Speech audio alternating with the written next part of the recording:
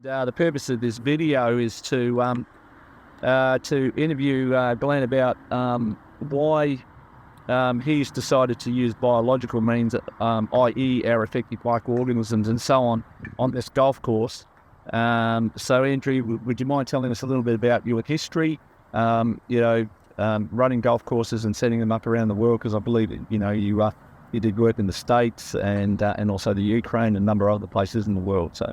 Yeah, I've been in the industry for about 38 years now, in the turf industry around the world. Australia, USA, Southeast Asia, China, Eastern Europe. But moved here, picked up a new challenge to try and run a facility 100% organic, and we've been doing so for the last 5 years, and as you can see, we're getting the results.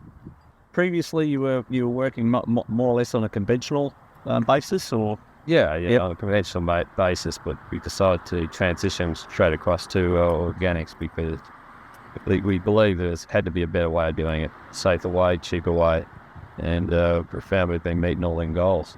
You mentioned some of the issues that relate to your specific industry and the thing after the blend and so on, and one of them was related to thatch. Can you just explain to the viewers a little bit about the thatch and how that comes to be and so on? Yeah, well, there's a lot of things, but one brief example, which is one of the most highly maintained areas on the golf course is the greens, as prized areas, and one of the issues they have in the standard practice is they haven't got the biology breaking down thatch in the green, so you get thatch build up. So to eliminate that, they use mechanical methods to remove it, like coring, birdie cutting, to actually rip the thatch out of the ground.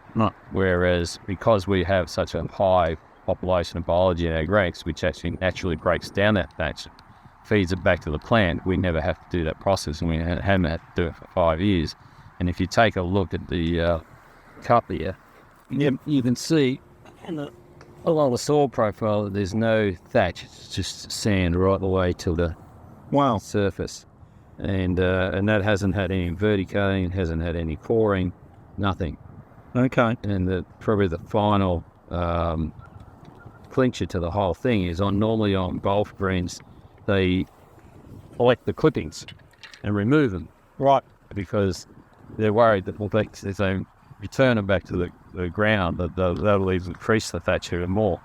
We actually don't use the catches. We just totally return them clippings to the greens, and there's still the biology returns that to the plant, breaks it down, returns to the plant as nutrients.